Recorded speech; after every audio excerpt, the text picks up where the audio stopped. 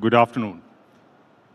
First of all, it gives me a great pleasure to be here today. I must thank NDTV for a couple of reasons. One is, of course, giving me this platform to speak to you, to tell you essentially what the Air Force did in Op Sindoor. That will be one part of it. Equally importantly, that the tacit acknowledgement that Indian Air Force is the India's sword arm. And what we did in Op Sindoor was just probably, a little snapshot of what capability that the Air Force brings to this country. This is the first time after Op Sindoor that as an Air Force, we are speaking on a public forum. We have spoken about Op Sindoor before. Some briefings we have given, some restricted briefings have been done. But this is the first time we are talking of it in an open forum. So I thought it is a good opportunity to take you through how we did what we did, what was the thought process behind it, how it panned out, and essentially some key takeaways, especially for the future, as we look forward to what is going to happen in this uncertain geopolitical times. So without much ado, just let me run through how things panned out. Sequence of events would be, I think most of you are very familiar, but some things that I would like to bring to your notice is when the dastardly attack in Pahalgam happened, very next day, all the three services met in their own headquarters and started planning for possible options. Some of these plannings and contingencies, we keep doing it over a period of time, and we take out for such eventualities when we have to respond in quick time. And on the operational options were presented to a high-level team on 24th of April, and all the possible options for all the three services were discussed. And essentially, we target shortlisted and tactical planning commenced around 29th of April, waiting for the political go-ahead. We had shortlisted targets. Only the date and time was to be decided, which was finally decided on 5th of May. And as you are well aware, that 6th and night and 7th early morning is when we struck the targets. The higher directions which were given to us was essentially threefold. One is, the punitive action needs to be visual and visible. So that was a very important aspect. And of course, the right messaging needs to be sent across because that was essential to prevent future occurrence of such kind of incidents and accidents. The other important aspect, which was, worked in favor of us, we have given complete operational freedom to plan any response to enemy actions. And that was a big positive because that shortened our decision cycles. And as you would see in the future, when things panned out, we were up to speed to events that were occurring in real time. And of course, as a matter of abundant caution, we did plan to cater for escalation into a full-fledged conventional operations. It is very easy to start a war, but not easy enough to end it.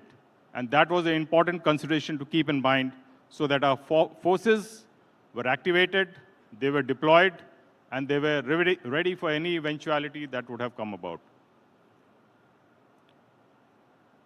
So from the list of options presented, we had a large number of target sets. And finally, we boiled down to 9. Like it is given here, the 7 of them were given to the Army. I think we are all very familiar with it. 2 of them, which were much deeper, was given to the Air Force, the LET headquarters at Muridke and the Jaish-e-Mohammed headquarters at Bahawalpur. One was about 30 kilometers from the IB, other approximately about 100 kilometers away. And these were the 2 targets for which we did comprehensive planning of various types of weapon profiles, essentially to key element of surprise, redundancy, and ensuring that, the one chance that you get, you don't miss any of the targets that we had planned. So just to take you in the background, this is how the Muridke headquarters, which is the LET headquarters, looked. We had essentially picked up 4 points in this based on intelligence and inputs, the administrative block and the markers, two of the main residential quarters of the leadership. And this was provided to us. And based on this, we had selected our weapons and, of course, the profiles. This is just one short video of the UAV, which we had launched to take. You can see already one bomb has struck, and the second one is striking right behind it. This is Muridke, and the video was taken live while we were actually carrying out the operations. Some of the videos, this is the first time we are showing it in public.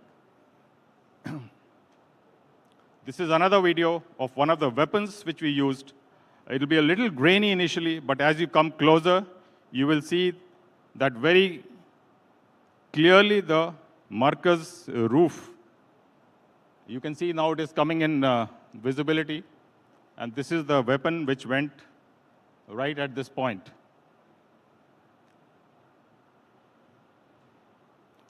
Of course, these were long-range weapons launched from standoff ranges. But a point I want to bring to you is this is what was the result of that. If you see that same weapon which you talked had made a very, very small hole here. Practically, the roof is intact. You can see this is the administrative block which is shattered. And if you look at this, you can barely make out that this is damaged. Now, if you recall, what happened in Balakot, something very similar happened. But then I would like to show you what happened inside. And these are the videos available from sources locally there. You can see that the entire building was shattered. And this is the headquarters at Muridke. Something similar we had planned at Bahawalpur. Again, this was much more deeper. It's 100 kilometers. So we had the challenge of bomb damage assessment, and we had catered for satellite passes to ensure that we are able to get, the requisite degree of confidence that the target has been taken out. Essentially, we had picked up 5 points. This is the administrative block. This is the leadership where they were supposed to be staying, some of the other cadres, and this is the main markers. Now, we selected the weapon point impacts very, very deliberately to avoid collateral damage, because there are many areas around here. They were closer to populated areas. We try to avoid them to ensure that we have minimum collateral damage. So you can see for yourself that this is how it happened. Some of the weapons that we benched, the building is totally damaged. And of course, this is the markers where we put in 2 bombs into the target. And both went through. And you can make out that it is actually 2 floors. The bomb has gone through even the 2nd floor and impacted well below.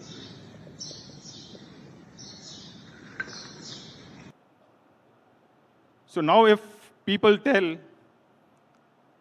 that Pakistan does not sponsor terrorism, I'm saying a picture speaks more than 1,000 words. And this is what it shows. You can see for yourself, all the leadership is available here for the funeral, which happened the next day, of led by a designated terrorist. You can see that, the leadership, the GOC of 11 Div, 4 Corps, the Chief Secretary of Punjab, and of course, the IGP of Punjab, they were all part of the funeral.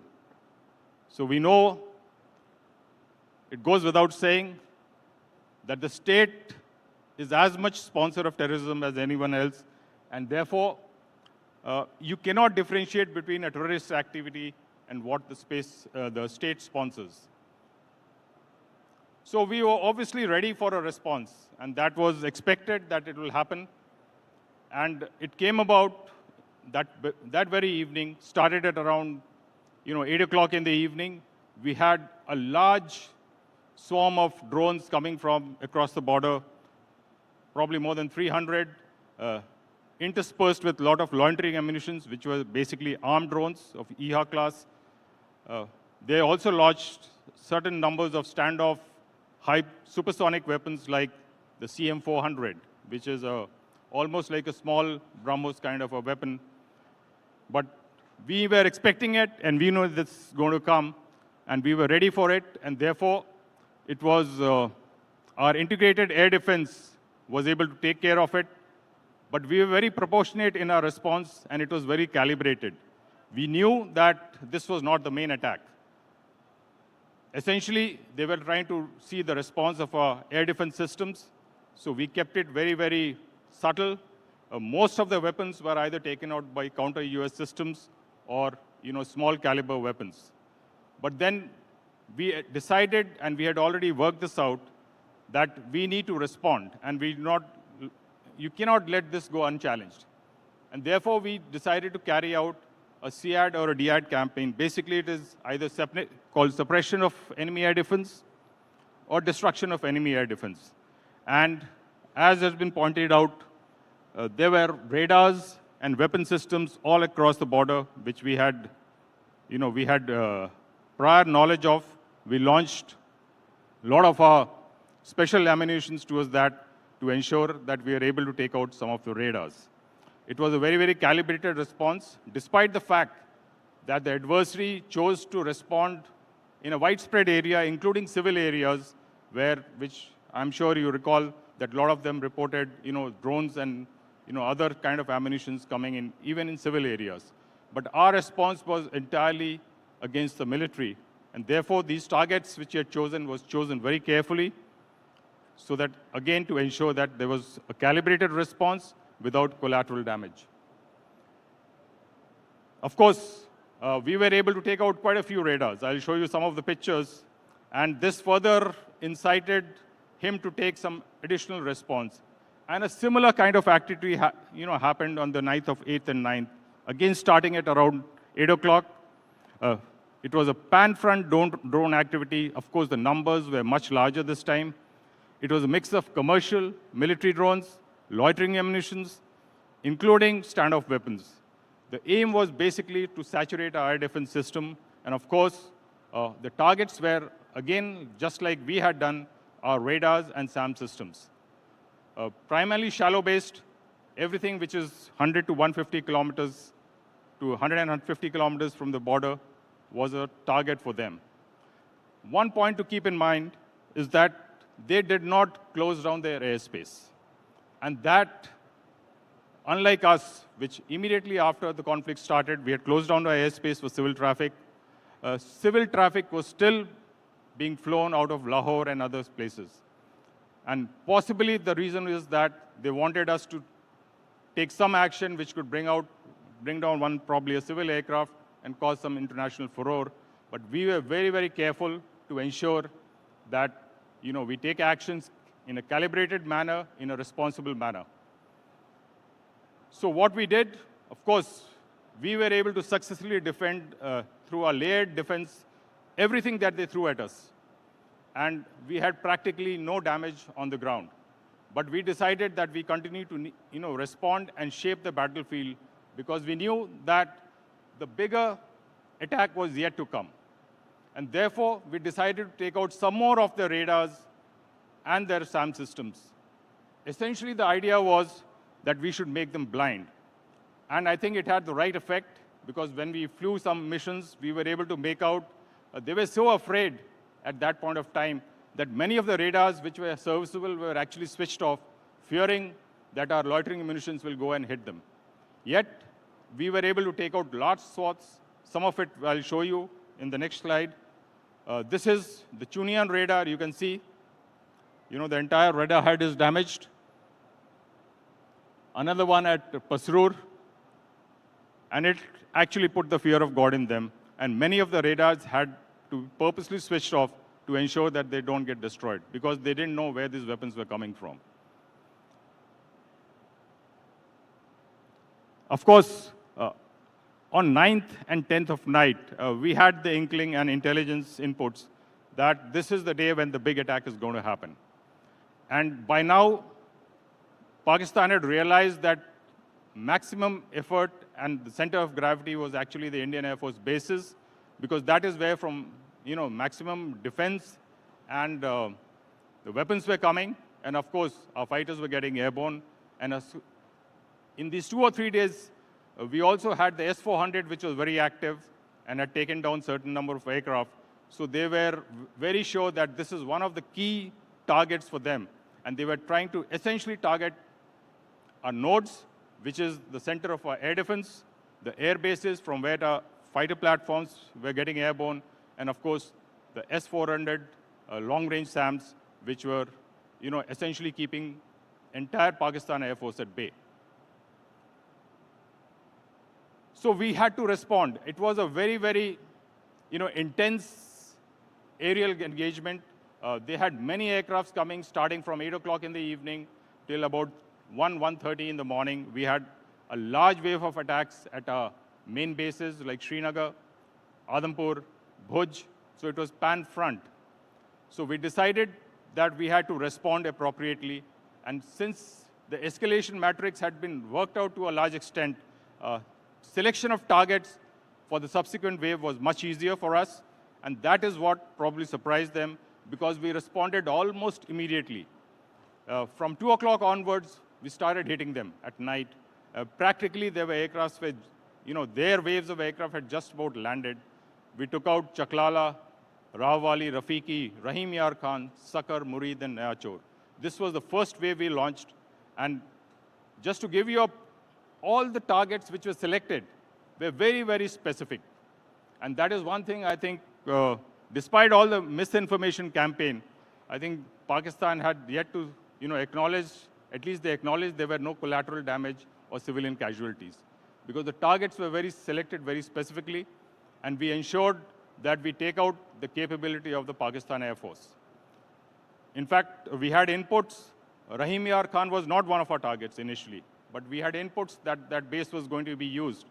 And we took out almost immediately within the next 1.5 hours, we sent a wave of some aircrafts, and we took out the runway and the terminal, because that was the only 2 targets worth on that base. It's a very, very small base. Some of the pictures I'll show you just to amplify what are the kind of targets that we took out. This is Chaklala, which is the main base, the operation center. If you look at it, this is the command and control center, which was taken out so precisely. Similarly, at Sakar, which is one of the main UAV bases, a lot of the UAVs which came on 8th and 9th were launched from here. We took out the 2 main complexes where the UAVs were stored, and also, of course, the radar which was there. You can see the kind of precision attack. This is the radar head when it's static, and you can make out that the entire thing is gone. Similarly, Sargodha. We launched another wave of attack, took out the runway, the crater being almost in the center so that both runways are practically inactive. Of course, this is the famous hangar at Bholari, which had the AWACS, and we know that one of the AWACS has probably gone down here, precisely hit by a long-range weapon. Jacobabad, we had 3 targets which we took out. I think this is the hangar, which I think maintenance hangar of the F-16. We were very sure that there are many aircrafts inside this. But also, we took out the power and cooling infrastructure. This is the impact, as well as a radar on the same site. This is Rahim Yar Khan. We took out the runway. This is the crater in the runway. And of course, this is the civil terminal. You can see from inside. This was almost at 3 o'clock in the morning. So we were pretty sure that anyone inside is not a civilian here when it was being used.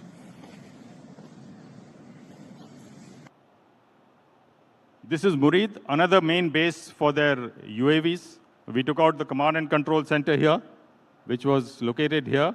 And of course, the hangars, which were where the UAVs were.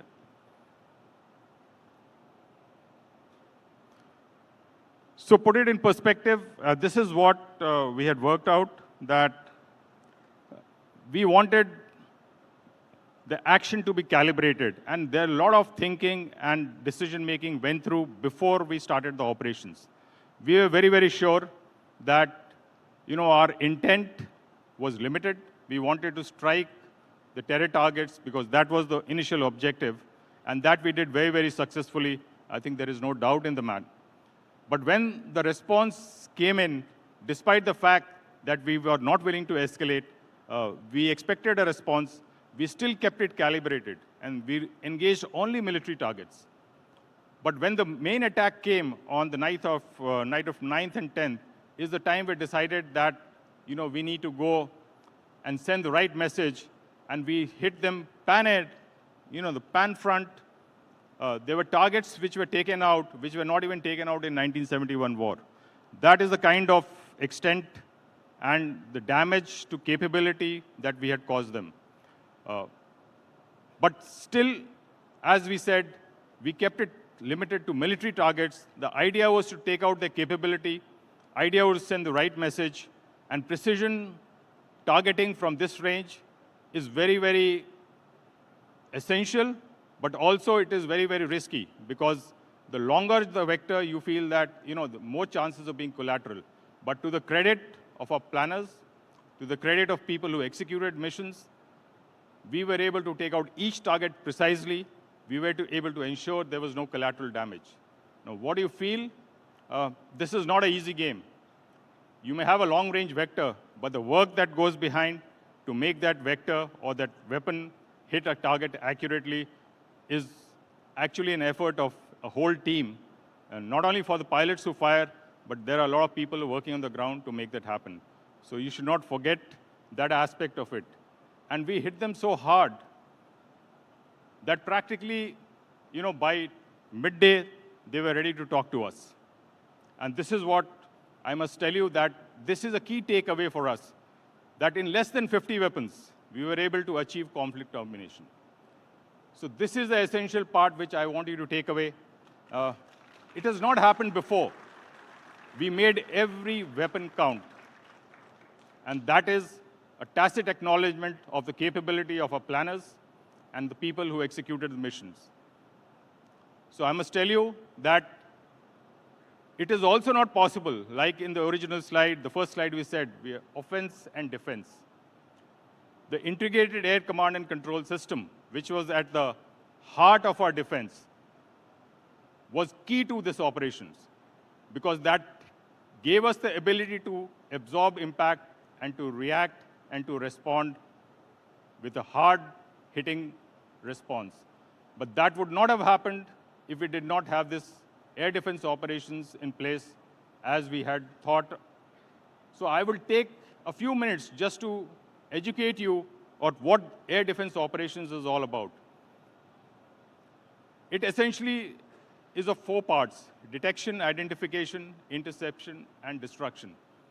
You are all sitting in this hall, but as on date and every day 24/7, the first 3 parts of this continue non-stop. And that is where the Air Force is involved. We detect each and every aircraft that is in the Indian airspace. We have to identify each of them. And should there be a reason, we have to intercept them. The destruction part is the one which fits in only during operations, should the need arise. This is how the air map of the country looks on a daily basis. And our people in uniform are sitting 24/7 monitoring this. The integrated air command and control system would not have happened but for the vision of our veterans, the people who've thought through. 1995, if you recall, I'm sure some of you remember the Purulia arms drop when it happened. That was the genesis after which a group of ministers sat down to decide that we need an integrated system for the country to ensure that there is no repetition of such incidents. And that is where Air Force sat down. So what you see today is sweat and hard work and the vision of the last 15 to 20 years. It is entirely net-centric operations. The air traffic in India has grown almost 5 times since the beginning of this century. Almost 10,000 flights transit daily through Indian airspace. And the rate of traffic, which is 3 to 4 aircraft per second, and likely to double in the next 10 years. So this is the kind of traffic that we monitor on a daily basis. We have radars, we have aircrafts, we have other means to ensure that each of these aircraft is identified, and anyone which transgresses the border without authority is quickly intercepted. So we have armed aircraft as we speak, sitting all along the front, ready to respond in a matter of minutes. And therefore, this aerospace security is a 24/7 operation for us, and primarily in peacetime, it is the primary responsibility of the Indian Air Force. And the Prime Minister, when he talked of the Sudarshan Chak, will essentially be built on this capability because we have today the backbone in place of the Integrated Air Command and Control System, which also networks with the Army's Akash Tir and the Navy's system so that we have a complete one-stop solution for air defense in this country. Of course, the last part, which is the destruction, comes mostly during operations, but it is also a layered defense. We have long-range, medium-range, and short-range surface-to-air missiles. We have counter-US systems. We have close-in weapon systems like guns. And it is this essential layers which ensure that there is redundancy, and each or any weapon that is basically attacking us is able to be taken out with adequate ease. So what are the takeaways for us? Just as the Prime Minister had said, the military response against a state abetting terror is the new normal. You saw that picture. The state is fully behind the terrorists. So therefore, I think the time has come that we don't differentiate between the terrorist and the state. Air power, of course, is going to be the increasingly a preferred option. It is not only in our context. You see what is happening in Europe. You see what is happening in the Middle East. You see what happened between US and Iran. So this is one of the arms of the service which is going to be in future used much more copiously. One of the key reasons for our success was the synergy and the prompt decision-making and the clear directions that were given to us. That ensured that we were able to take decisions well in time and keep the enemy basically flat-footed as it comes. A key to conflict termination is about clear objectives. Now, this is on 10th, when we knew what were objectives there. And please remember that when we started the operations, we had a certain set of objectives in mind. And they were largely achieved by 10th morning. And therefore, when Pakistan offered to hold fire, we were ready for it, and we took the decision that we will not prolong it further. And that's very, very important aspect, because it's very easy to start our operations. And war is always a measure of last resort. But it is very, very difficult to terminate a conflict, which you are seeing as it is happening around the world. Therefore, I think we took a very, very correct decision at that point of time, that having achieved the objectives that we had set out for ourselves, we were ready to terminate the conflict. Like I said, the air domain needs to be strengthened, and it's a long-term game. I think Ashish was here talking about the time period which others had taken to achieve what they have today. It's a very tricky domain. A lot of effort is required, and we must persevere. And that is very, very important, that we have to have a long-term focus, put in the resources, and also remember that in terms of capability, we are actually second to none. Just to give you a snapshot, the BrahMos missile integrated on the Su-30 was a game changer in Operation Sindoor. We started the integration in 2013. Initially, we wanted to go with our foreign partners, but because of cost, time, and money which they were charging, we decided that let's do it ourselves. And it took us 3 years to integrate this weapon. I was one of the I was the chief test pilot involved when the project had started. And you can see that today it is actually a game changer for the Indian Air Force. And there are others who are willing to learn from us how to integrate such large caliber weapons on an aerial platform. We must also remember that there were a lot of industry partners here that essentially the aviation ecosystem needs to cater for the global supply chain. We should not always be dependent that the Indian Air Force is going to buy stuff. I think we should have that confidence that we have the capability and the quality that everyone in the global supply chain can actually plug into us. One of the other things which I talked of is that we are not under the misconception that the next war is going to be like the last one. There are a lot of lessons to be learned for us, and we have constantly evolving. And this is true for the industry also. We should not think that what has worked the last time is going to work the next time again, because you are dealing with adversaries which are also responding in their own way. And therefore, we need to continuously evolve and need to be in the forefront of technology. Please remember that credible deterrence is essential in this multipolar world. Like Teddy Roosevelt had said, you should speak softly but carry a long stick. It is very, very important that that stick is credible. And I can assure you that the Indian Air Force will not only present a robust defense, we will also take the battle to the enemy. Thank you.